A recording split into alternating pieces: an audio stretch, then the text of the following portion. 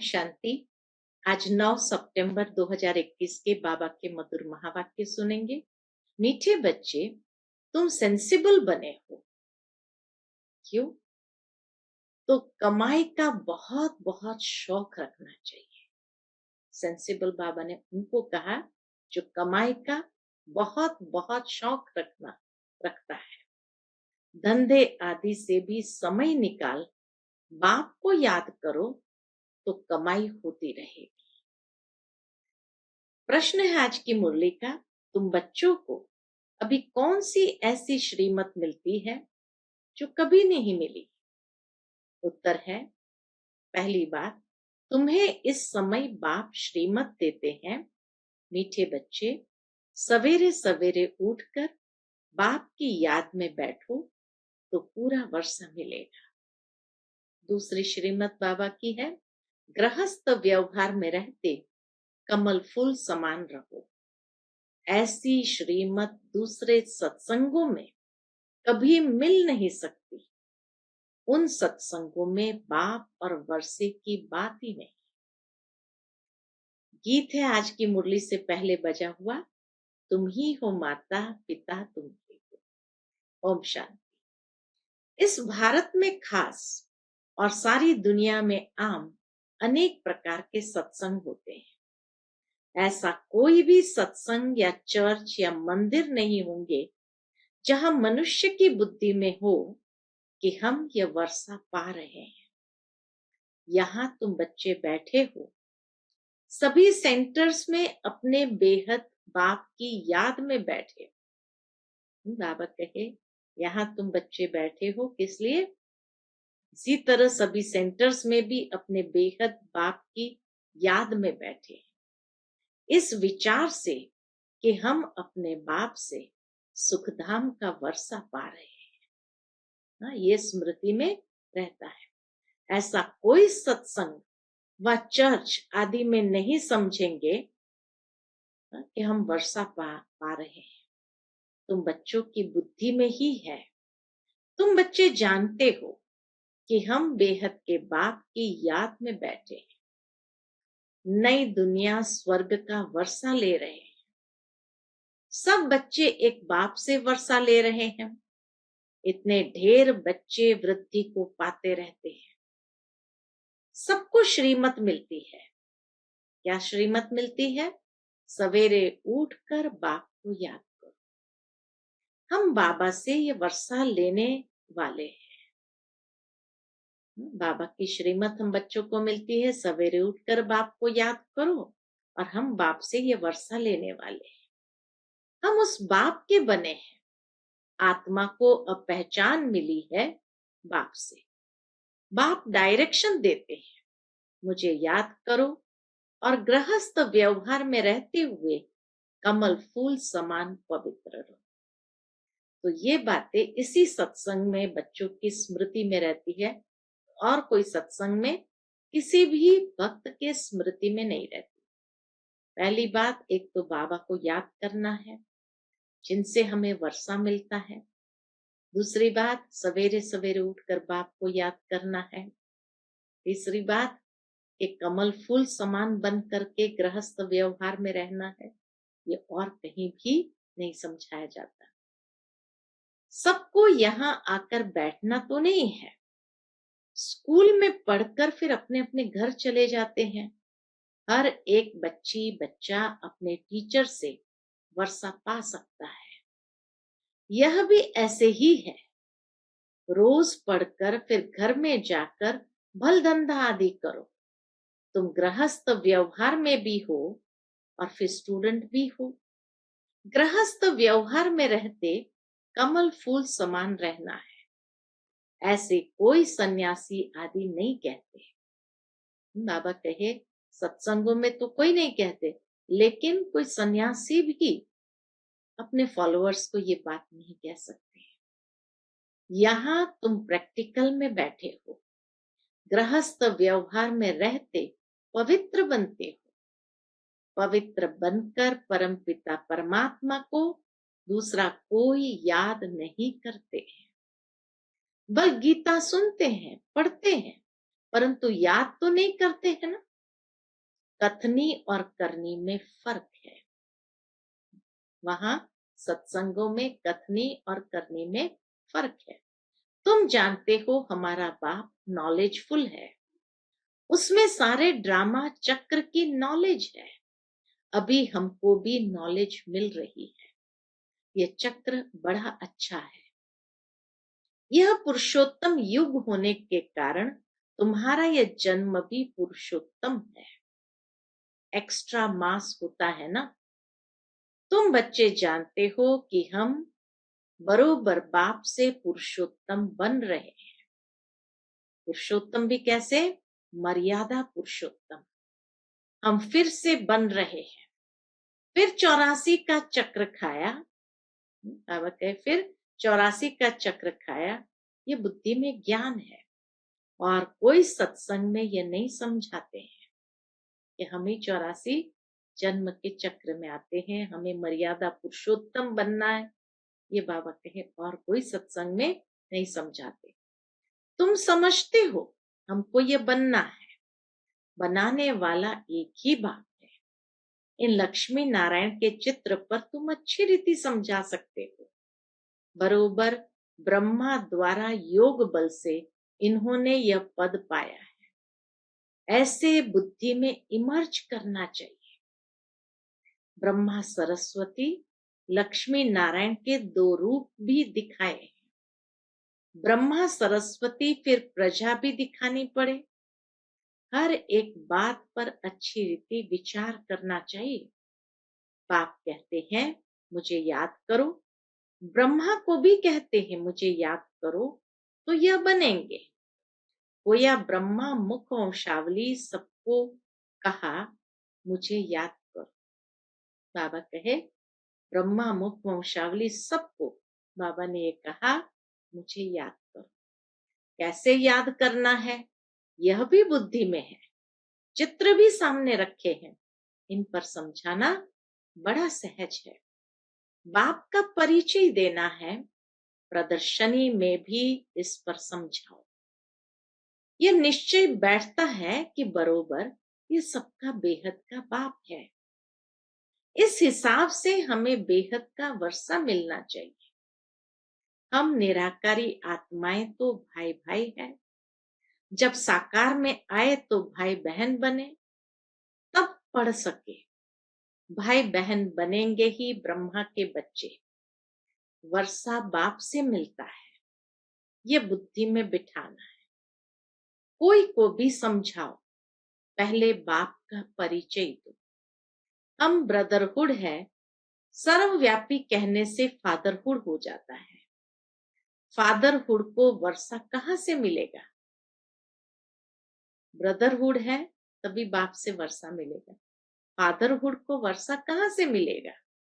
Father father कहते गिरते आए, वर्षा कुछ भी नहीं। अभी ब्रदरहुड समझने से ही वर्षा मिलेगा। तो उस पर अच्छी रीति समझाने से बुद्धि में जो अष्ट देवताएं आदि बैठे हुए हैं वह सब निकल जाएंगे। बोलो दो बाप, रूहानी बाप जिससे सर्व की सदगति होनी है, वही सुख शांति का वर्षा देते हैं। सब सुखी हो जाते हैं। उनको कहा जाता है हेवनली गॉड फादर, स्वर्ग रचने वाला। पहले बाप का प्रभाव बुद्धि में बिठाना चाहिए। यह है आत्माओं का बेहद का बाप। सबसे पहले बाबा कहे बेहद के बाप का प्रभाव क्या है, कितने अनंत शक्तिमान है। वो प्रभाव उनकी भावना में बिठाना पड़ता है। जब वो भावना में बैठे तब बाबा कहे उन्हें वर्षा लेने की हिम्मत आए। तो बाबा कहे बाप का प्रभाव बुद्धि में बिठाना चाहिए। यह है आत्माओं का बेहद का बाप। उनको ही पतित पावन कहते हैं।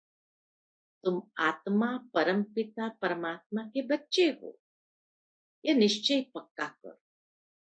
मूल बात पहले यह बुद्धि में बिठानी है। यह समझे, तब खुशी का पारा चढ़े और कहे कि हम बाप को याद जरूर करेंगे। हमको निश्चय होता है हम बाप को याद कर विश्व का मालिक बनेंगे। जब ऐसा भाव बैठे बाबा के प्रति, तब उनके मन में आएंगे कि हम भी निश्चय करते हैं कि हम बेहद के बाप से विश्व का मालिक बनने का वर्षा जरूर लेंगे। तो तब बाबा हम कहेंगे, हमको निश्चय होता है हम बाप को याद कर विश्व का मालिक बनेंगे। यह खुशी बहुत रहेगी। समझदार होगा और बुद्धि में पूरा निश्चय होगा तो कहेगा, ऐसा बेहद का बाप जो दादा में आता है, पहले तो उनसे मिले। शिव बाबा ब्रह्मा द्वारा ही हमसे बात कर सकेंगे। तुम आत्मा तो उनसे मिली नहीं हो। बाबा कहे, तुम आत्मा तो उनसे मिली नहीं हो, तो याद कैसे करेंगे? बच्चे एडॉप्ट हो तो याद पड़े, एडॉप्ट ही नहीं होंगे तो याद कैसे पड़ेगा? पहले उनके बनो, ऐसे बाप के साथ तो झट मिलना चाहिए। बाप भी यही पूछेंगे, तुम अपने को आत्मा समझते हो? मैं तुम आत्माओं का बाप हूं। शिव बाबा तुमसे बात कर रहे हैं। मेरी आत्मा का बाप सो तुम्हारा भी बाप है। वह पूछते हैं, तुमको निश्चय है कि सब आत्माओं का बाप बरोबर एक ही है? वही वर्षा देंगे। पवित्र भी बनना है, सिवाय उनके और सब भूल जाना है। सिवाय बाप के बाकी सब कुछ भूल जाना है। ये भी और कोई सत्संग में नहीं कहा जाता। तुम आत्मा घर से नंगी आई थी ना, कोई भी देह संबंध नहीं था। आत्मा जब शरीर में प्रवेश करे, बड़ी हो, तब उनको समझाया जाता है कि यह तुम्हारा बाबा है, ये फलाना है। आत्मा तो सब संबंधों से न्यारी है। आत्मा चली जाती है तो कहा जाता है, आप हुए मर गई दुनिया, बंधन रहित हो जाती है। जब तक दूसरा शरीर मिले, माता के गर्भ में जाकर बाहर निकले, समझदार हो फिर है संबंध की बात। तो यहां भी तुम बच्चों को समझाना है, जीते जी सब कुछ भूल जाना है। एक बाप को याद करना है, यह है अव्यभिचारी याद। इसको ही योग कहा जाता है। अव्यभिचारी याद को ही योग कहा जाता है। यहाँ तो मनुष्य को अनेकों की याद रहती है। तुम्हारी है अव्यभिचारी याद। आत्मा जानती है कि यह सब शरीर के संबंध खत्म हो जाने हैं। हमारा संबंध एक बाप के साथ है। बाप को जितना याद करेंगे, विकर्म विनाश होंगे।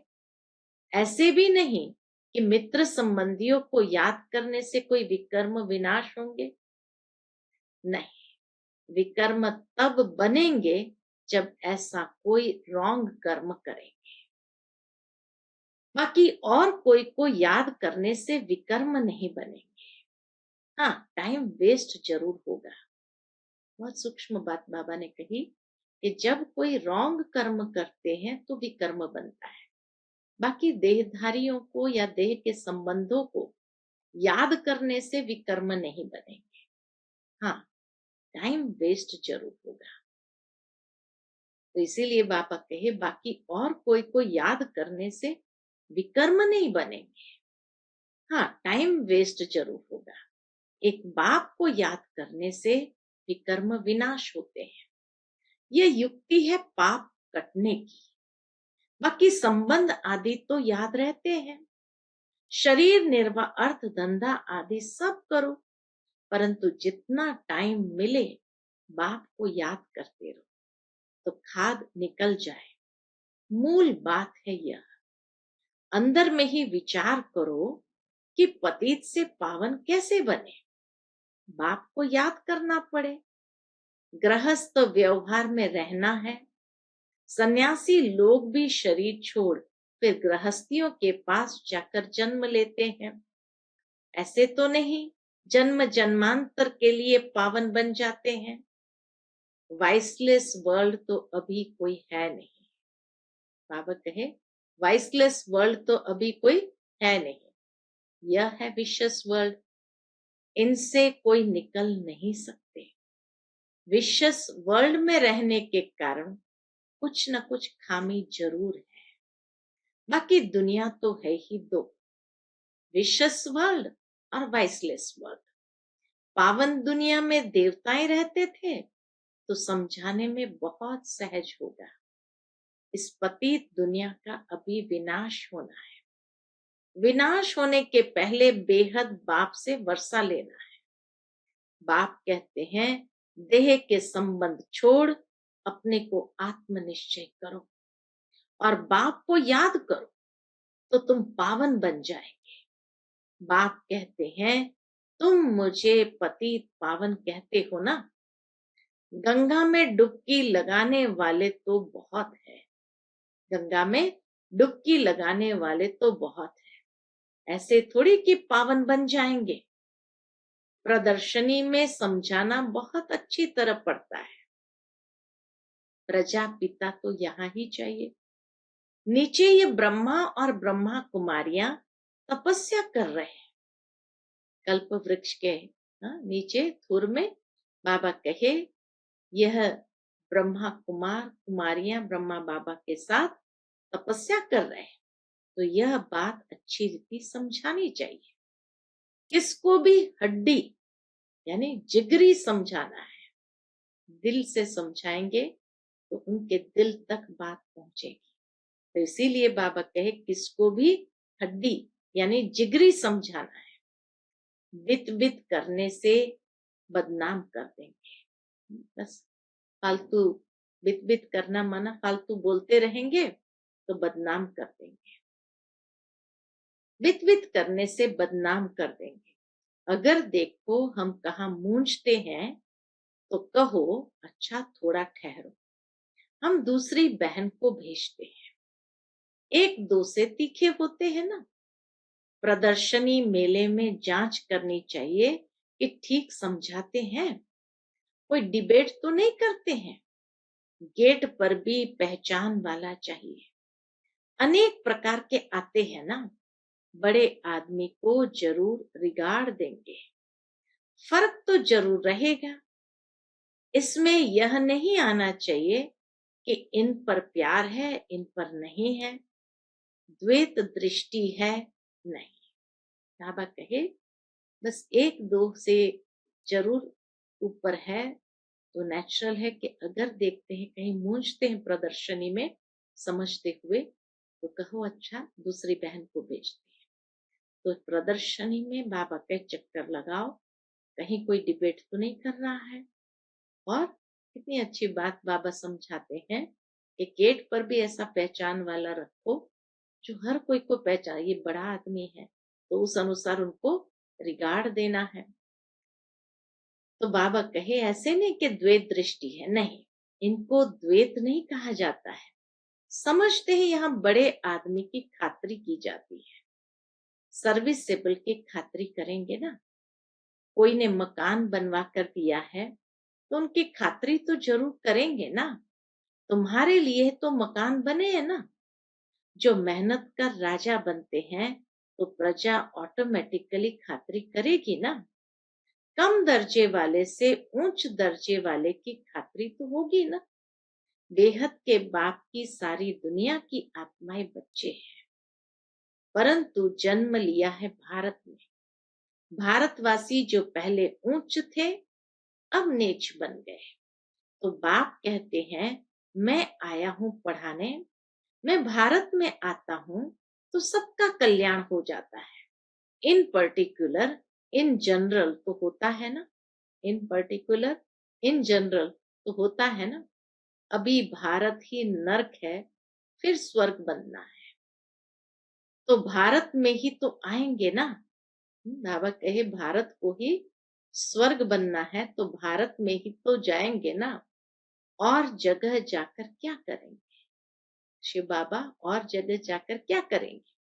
भारत में ही भक्ति मार्ग में पहले पहले सोमनाथ का बड़ा आलीशान मंदिर बनाया था। जैसे चर्च बड़े ते बड़ी विलायत में बनाएंगे, क्योंकि पोप की ली हुई राजाई है। सब चर्च एक जैसी नहीं होती है, नंबरवार तो होगी ना। सोमनाथ का मंदिर कितना हीरे जवाहरों से भरपूर था।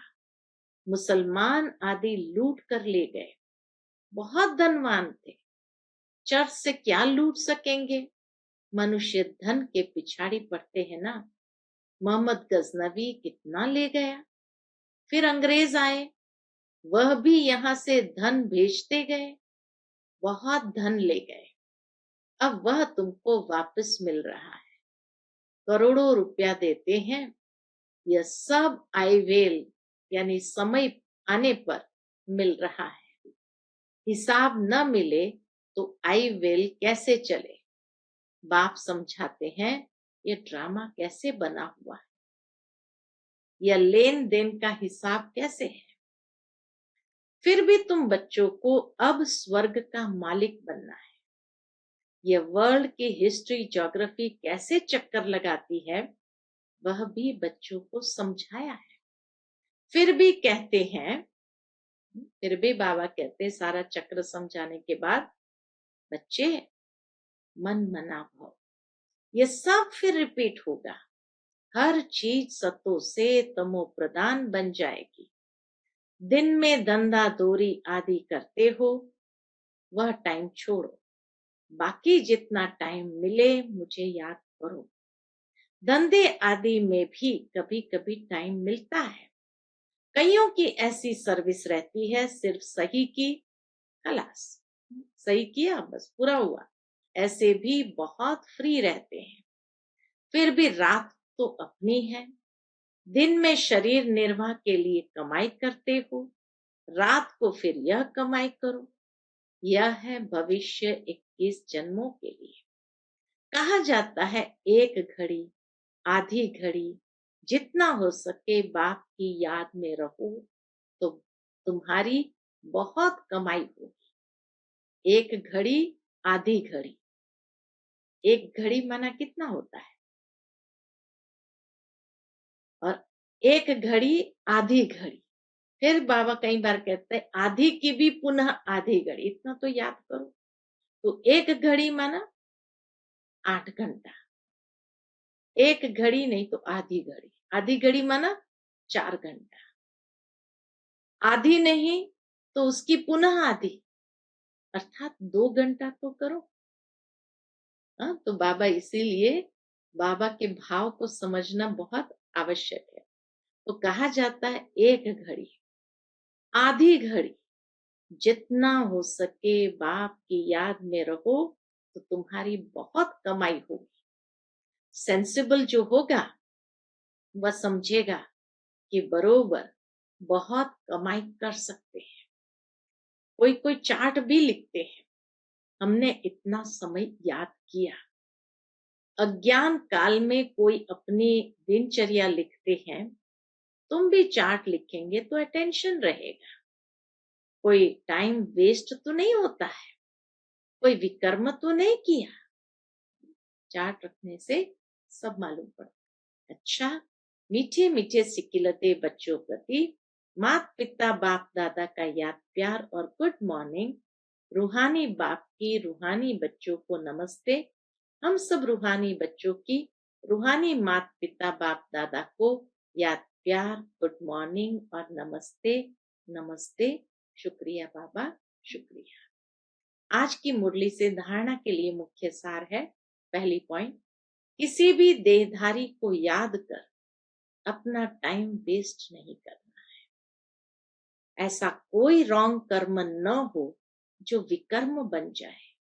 दूसरी बात, जीते जी सब कुछ भूल एक बाप को याद करना है। शरीर निर्वाह अर्थ कर्म भी करना है। साथ साथ सेंसिबल बन रात में भी जाकर यह अविनाशी कमाई करनी है।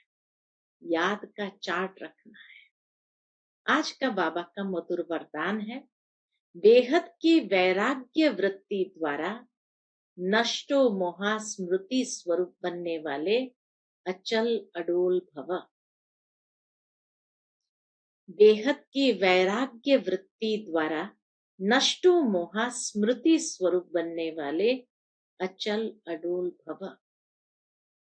जो सदा बेहद की वैराग्य वृत्ति में रहते हैं, वह कभी किसी भी दृश्य को देख घबराते व हिलते नहीं, सदा अचल अडोल रहते हैं, क्योंकि बेहद की वैराग्य वृत्ति से नष्टो मोहा स्मृति स्वरूप बन जाते हैं। अगर थोड़ा बहुत कुछ देखकर अंश मात्र भी हलचल होती है, यह मोह उत्पन्न होता है, तो अंगद के समान अचल अडोल नहीं कहेंगे। बेहद की वैराग्य वृत्ति में गंभीरता के साथ रमणीकता भी समाई हुई है। दोनों का बैलेंस है। आज का स्लोगन है, राज्य अधिकारी के साथ साथ बेहद के वैरागी बनकर रहना, यही राज ऋषि की निशानी है। राज्य अधिकारी के साथ साथ बेहद के वैरागी बनकर रहना, यही राज ऋषि की निशानी है। अच्छा, Om Shanti. To watch Peace of Mind channel videos on YouTube, subscribe us on youtube.com/TV Peace of Mind. Just a click for a peaceful life.